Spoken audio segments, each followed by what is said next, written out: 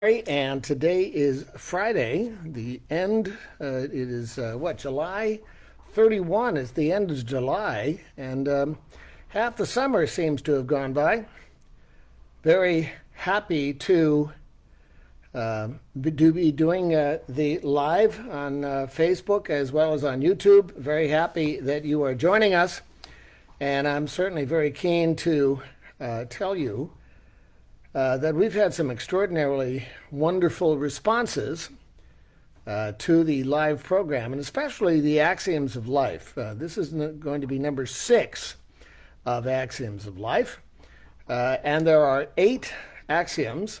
When I say Axioms of Life, this is what I figured out after many years of being in this business, that there are a variety of incontrovertible truths about living your life.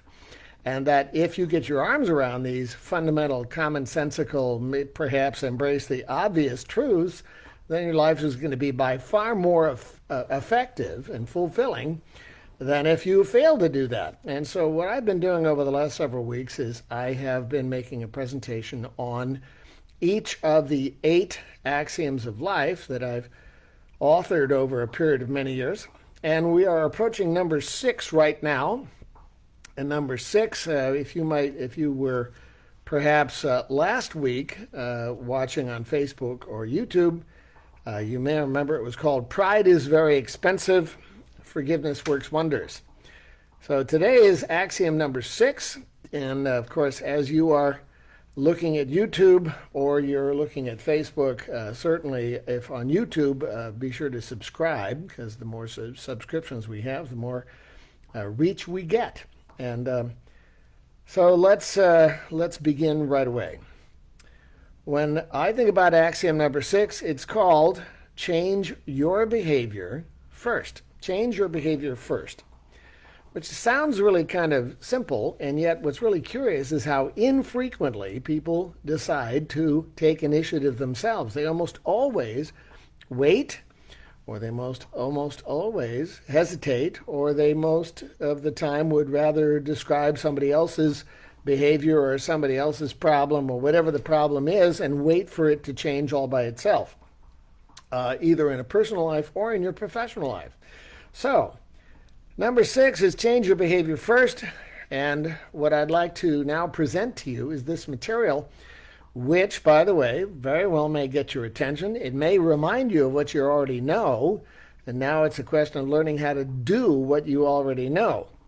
When you think about being in any situation, either in your work life or your personal life, most of the time you are in a relationship with someone or several other people, depending on the circumstances. So let's talk about work for a minute.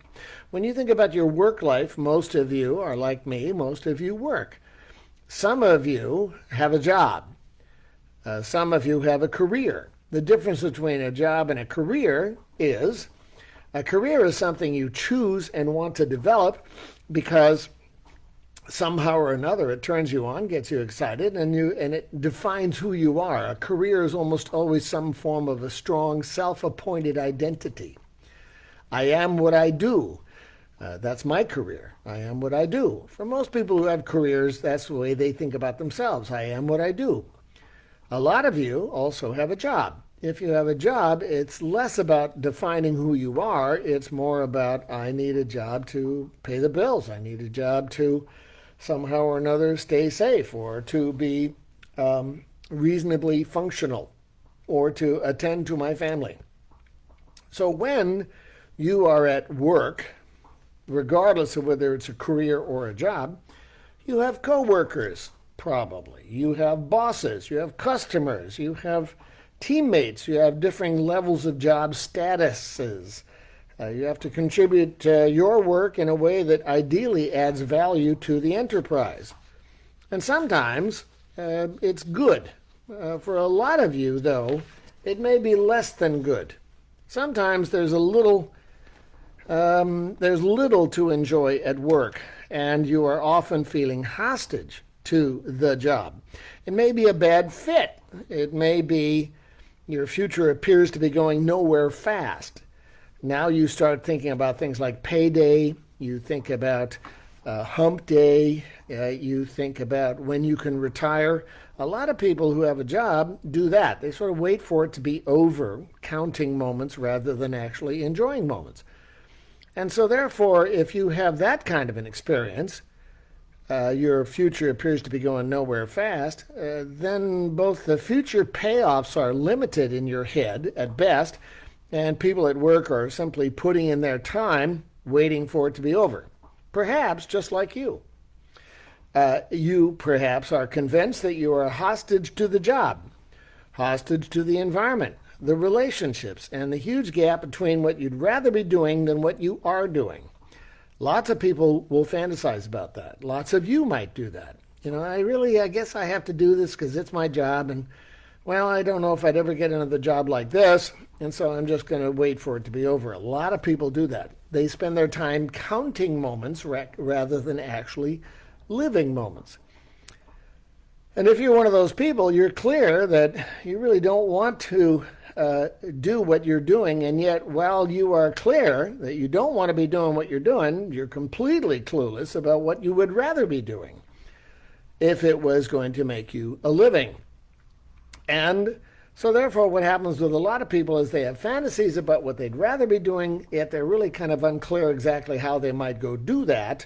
And in the meantime, they're showing up to do their job, and very often they're sort of miserable, or they're flat, or they're beige, or they're vanilla, or something. So sort of waiting for life to be somehow magically change by itself. Therefore, if you are living that way in your job, then you are spending more time reacting than proacting. You're waiting for things to change magically for the better. Meanwhile, time goes by and you keep watching your years in your life rather than your life in your years. Does that sound familiar? That's what a lot of people do with their lives, is they just spend time counting moments, wait for weekends, payday, hump day, whatever it is, their vacation day, and they feel hostage to that situation, which means they're spending more of their life in their whatever their job is. You may be doing it too. You may be reacting to the requirements necessary for you to do your job, which is very, very large population of people who do that. So that's your job. So let's move from your job to home. Home very likely could be either you live somewhere, either with a roommate or with a spouse or with family or with children or whoever it is. And some of your situations at home, you might be any of the following. And there are large populations of these people I'm going to describe to you. Some of you might be married to a person who's a malcontent, who is always unhappy.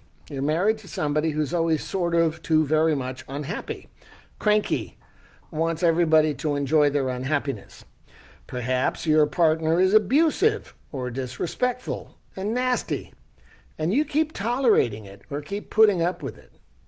Or you know people who are married to an abusive, nasty person, and they keep tolerating it or enabling it to continue. You might be spending more time complaining about your life and criticizing your partner and the kids.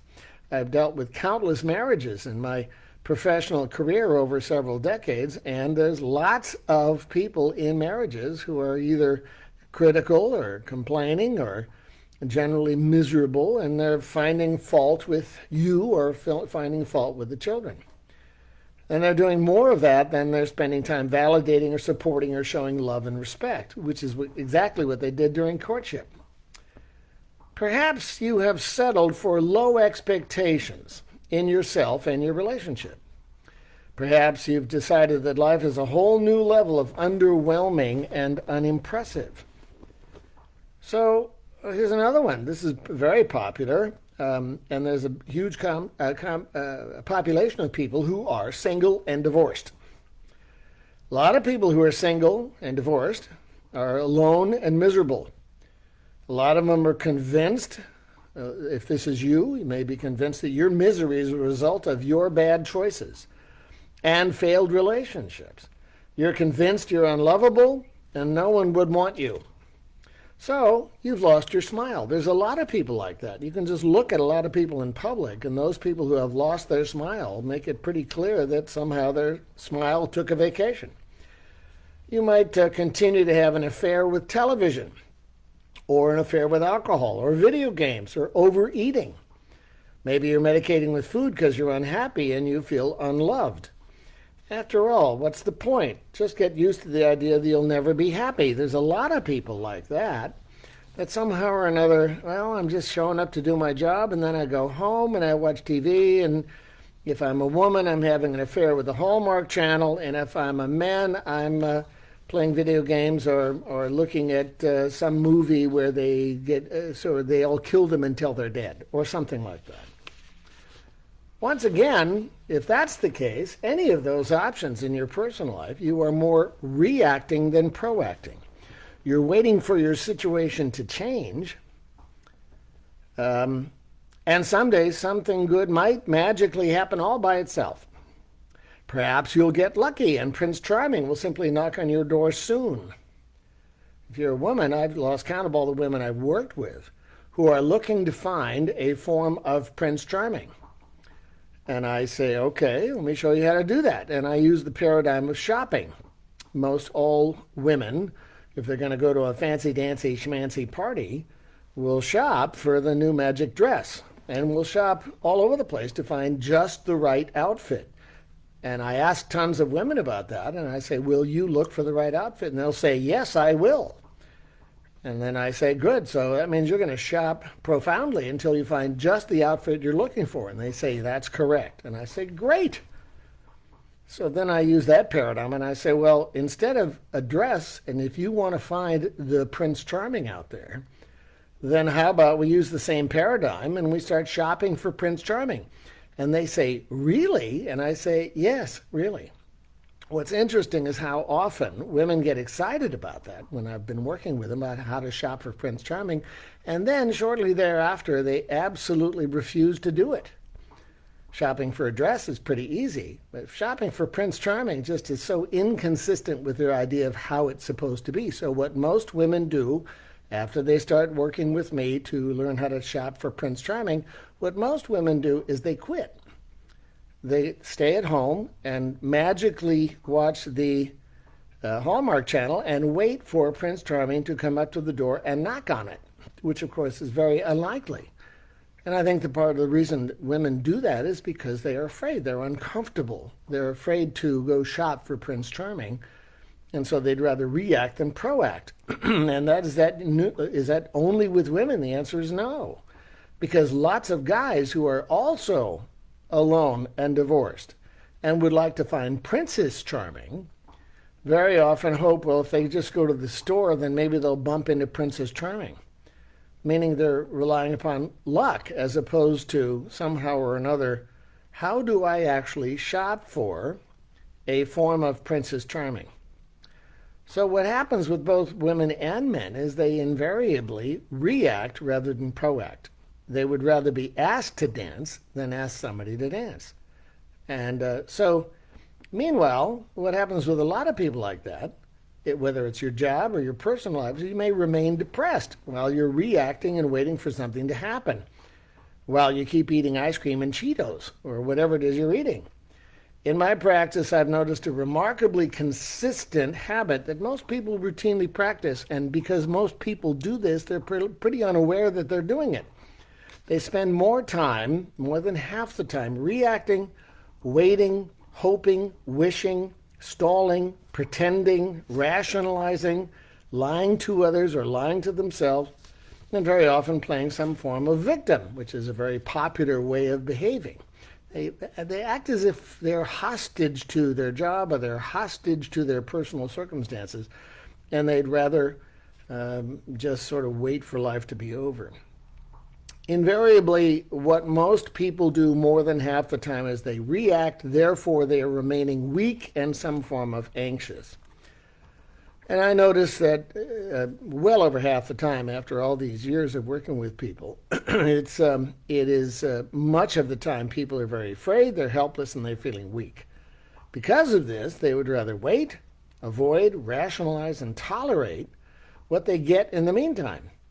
Most people would rather stay in a bad job or a bad relationship or a substandard situation and tolerate it all rather than go after what they want and improve things, both professionally and or personally. If you really look at it, most people react well over half the time rather than proact. Let me do it again. If you really think about it, most people sort of an automatic pilot behavior, they would rather react, wait for something to happen and react to it, rather than actually proact and make the first move.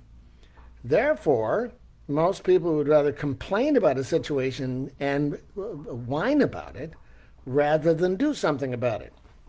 And when people whine and complain about situations, which is very popular to do if you think about it, you might talk about any or all of the following. You might talk to others about bad service, or corrupt business practices, or lying and cheating and betrayal and empty promises, bad conduct. Everybody is doing it. Somehow we get licensed to behave badly because everybody else is behaving badly. We expect a lot without contributing. We do lots of "what have you done for me lately?" And then some people just get completely insane, which is happening now throughout the country, where there's a lot of stealing and looting and destroying and burning and rioting and all that kind of stuff, which of course is anything but productive. It's just destructive, and it makes things worse. What's interesting is how many of us find it very fashionable to criticize and blame others rather than take a look in the mirror and start with changing and improving what you see.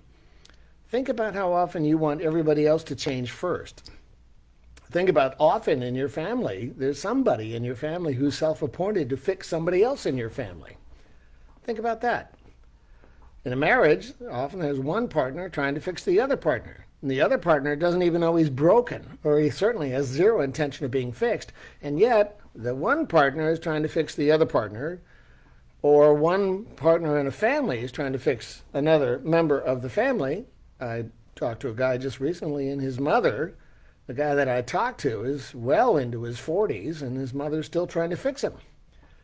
And I thought, your mother's still trying to fix you.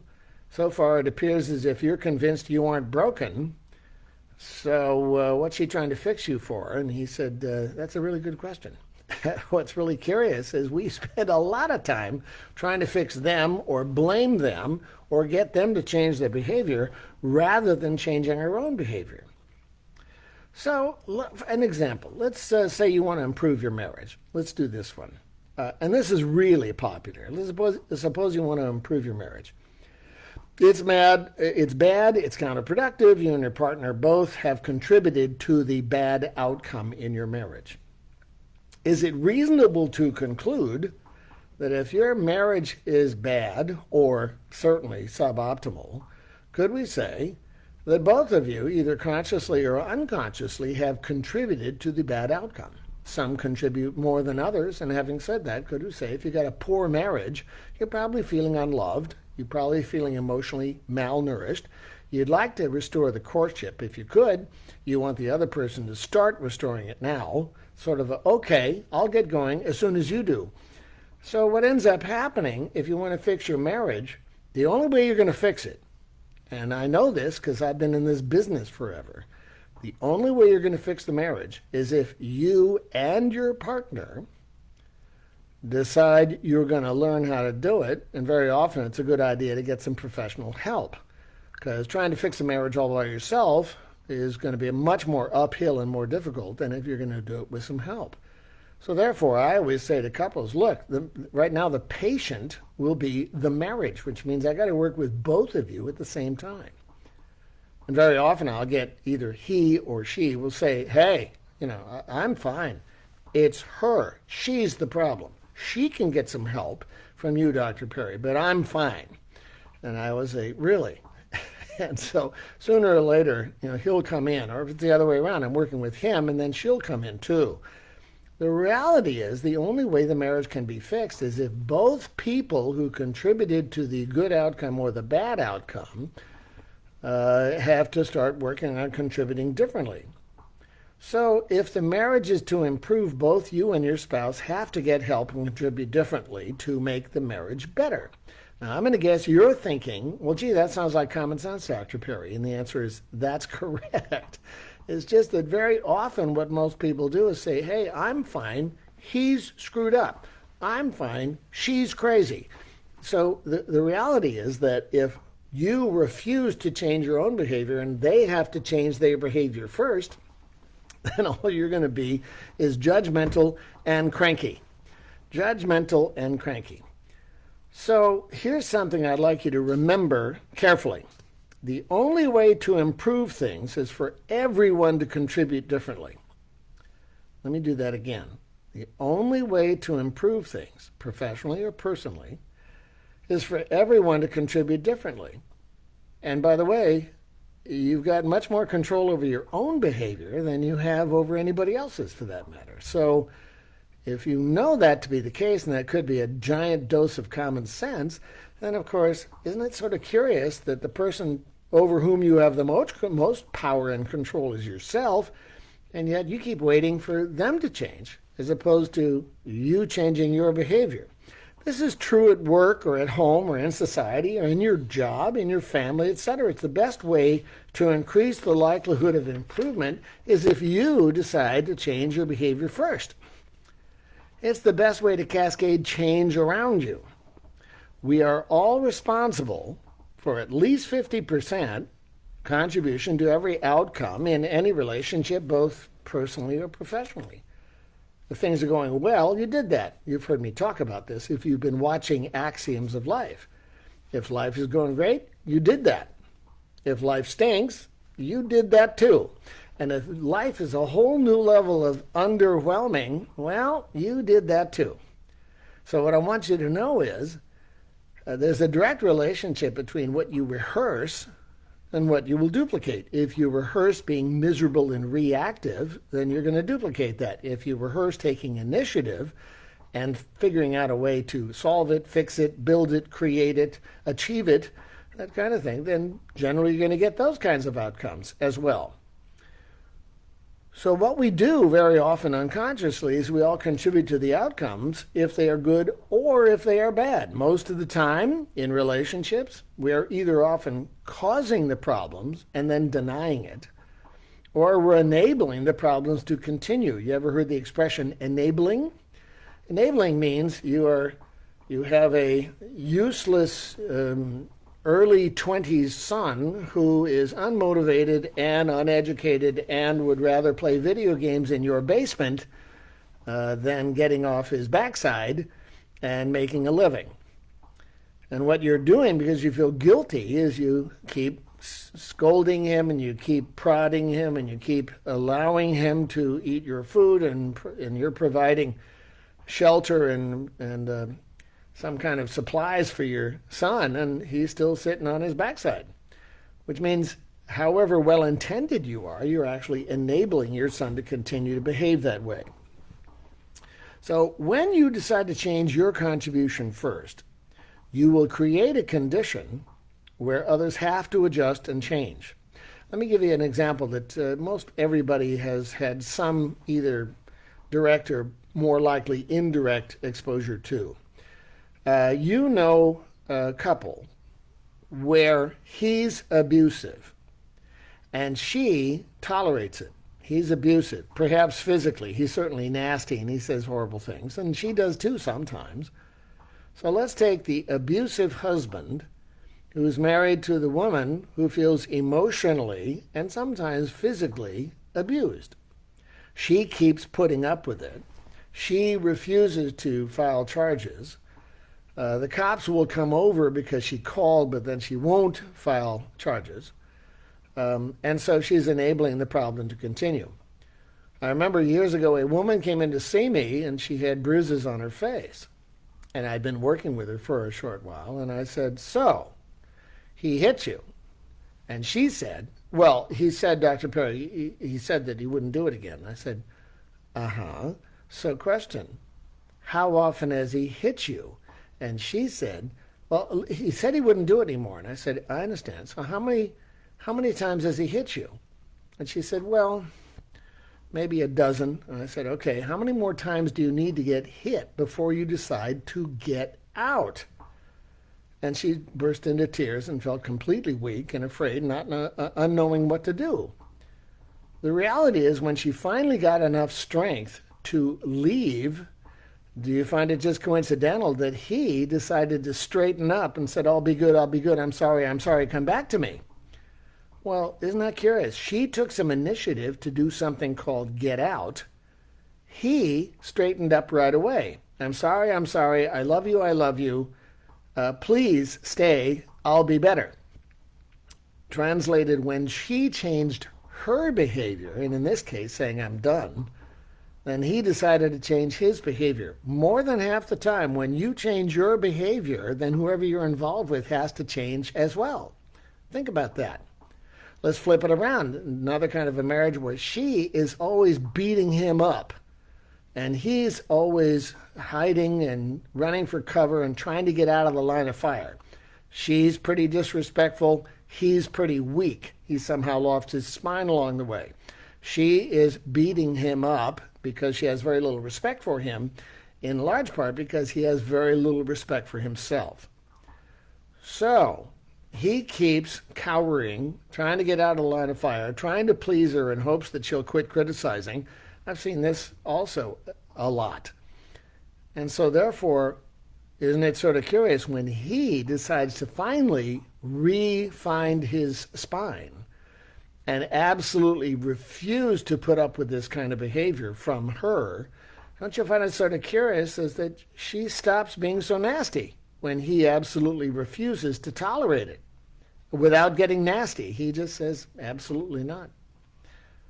So what I want you to know is, regardless of whether it's a man or a woman, what I want you to know is you can actually enable people to treat you badly if somehow or another you keep reacting as opposed to proacting. You can decide to remove yourself from a bad relationship and an insane conflict. When you change your contribution first, you'll create a condition where others have to change. Sometimes the only way to win is to refuse to play. Think about that. Sometimes the only way to win is to refuse to play. It's really unnecessary to keep fighting or remaining defensive or continually arguing, accusing, and blaming. Think about how often you tangle with somebody you care about and you get into a fight. When you get into a fight, what happens is one of you is all ready to fight, and the other one says, okay, I'm engaged, I'll fight too. When does that ever turn out well? Think about that. When you absolutely refuse to participate in that fight, then you refuse to get ignited. Don't you find it sort of curious? It's difficult for the other person to keep fighting because there's an absence of anybody who wants to fight with you. You can take the initiative to reach out and fix the problem rather than bellyache about it and blame somebody else. Remember, you have much more control and power over your own behavior and your own conduct anyway. Think about it. Who can you influence more powerfully and sooner? Them or you? Think about that. Who do you have more power over? Them and their conduct, or you and your conduct? It's really curious how often what you will do under the guise of group pressure is, for example, if you look at these enormous populations of people who are rioting and burning and looting and wrecking, somehow or another there's this group license to behave this way for all these people who are doing it. Well, isn't it sort of curious that if you say, I refuse to behave this way, this is just stupid and irresponsible, and my self-respect is in the basement behaving this way. It sort of is okay as long as everybody else is doing it. You've had children that you tell your children not to do something, and your child will say, but Mom, everybody's doing it. Translated, if everybody's doing it, it's okay. And the answer is, really? Is that really true? So therefore, if you decide to remove yourself from a very toxic series of behaviors or a toxic relationship or relationships, it's interesting when you decide to refuse to play anymore, then the other people very often have to change and will. So therefore, what do you do about this? Think about this. Because the title of axiom number 6 is change your own behavior first. The title is change your own behavior first. So what do you do? Well, my recommendation is to do something that sounds commonsensical, and yet you may notice that it's unusual. It's common sense, and common sense is very uncommon. My recommendation is routinely do something that feels odd, which is make the first move. Pay the freight. Decide, instead of to be nasty or disrespectful or weak or over-accommodating or enabling or something, you decide to compliment people. Reinforce more than you criticize. Forgive, listen, understand, empathy, show patience, respect, and flexibility. Instead of waiting for them to change, ask them to dance. Think about how often when you were many years ago, there were either school dances or there were nightclubs where young men and young women were trying to figure out a way to get close to each other. And the protocol was, for many, many years, if you want to dance with her, you got to ask her to dance. And if you're like most guys, you stalled, because what if she said no? And though that has changed a lot now, when it comes to dancing, there's often a dozen young women that will go out on the dance floor together, and they'll all have a seizure at the same time. On the other hand, it still is the case on a slow dance that the boy, generally the protocol is the boy asks the girl to dance. And so there's that fear that she may say no. My recommendation is use the paradigm of ask them to dance, regardless of who it is. And that could be actually asking them to dance, or it could simply be taking the initiative to create a relationship and figure out how you might conduct yourselves differently. Now, when it comes to some things you may want to replace, some of the counterproductive habits you may want to replace that would be taking initiative, is instead of enabling them to take advantage of you and behave badly, refuse to participate. Learn how to say no. I've got some material on how to say no, and if you want that, email me at jmperry.com, and I'll send you some material on how do you say no to someone. Well, that's very difficult for a lot of people. Remove yourself from toxic circumstances. If you're looking at people and they're behaving really badly, how important is it that you go affiliate with them just to fit in? I mean, think how often you've been invited to go do something that's downright stupid, and because you want to fit in so badly, you'll say, okay. And then you think, oh, what was I thinking? And the answer is, you weren't. So remove yourself from toxic circumstances. Let them infect their own lives. Think about that. Let them infect themselves, as opposed to you having to be there and you get infected yourself. Trust your own judgment. Choose to operate from strength. The only way that someone can take advantage of you is with your consent. Let me do it again. The only way that someone can take advantage of you is with your consent. And think how often you say, well, you want to avoid conflict, or you like that person, or you don't want to look like a real party pooper, and so you'll say yes. And the only way you can change that program is decide to say no instead of yes. Recommendation also is choose your self-respect first to guide you to maintain good decisions. Choose your self-respect first. What that means is if I go do this on my initiative, does my self-respect go up? If the answer is yes, my self-respect goes up if I go do this, whatever this is, then that's a good decision. A good decision is one where you're showing initiative and your self-respect goes up. On the other hand, if you're thinking about making a decision, and the price of admission on making that decision is your self-respect goes down, then it's a bad decision.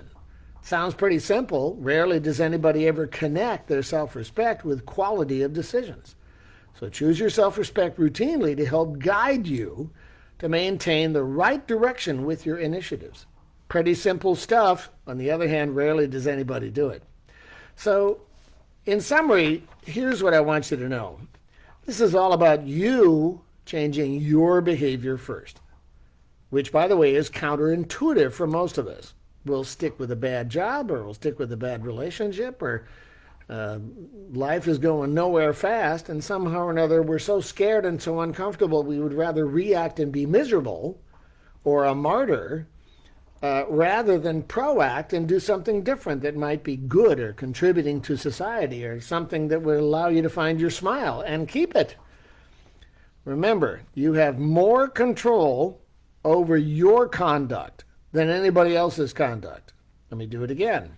You have more control over your behavior than anybody else's behavior. So if you're in a relationship that's bad and you keep doing what you've always been doing, you're enabling that bad to continue. You decide you're going to remove yourself, you decide the answer is no, or you decide you're going to do something else, or you refuse to tolerate that from them, whatever that is, invariably they're going to change. And the reason they're going to change is because you changed. The prognosis there is much better than if you try to keep fixing them. When you change your behavior, most of the time, they have to change. When you refuse to participate in the madness, you reduce the toxic contributions.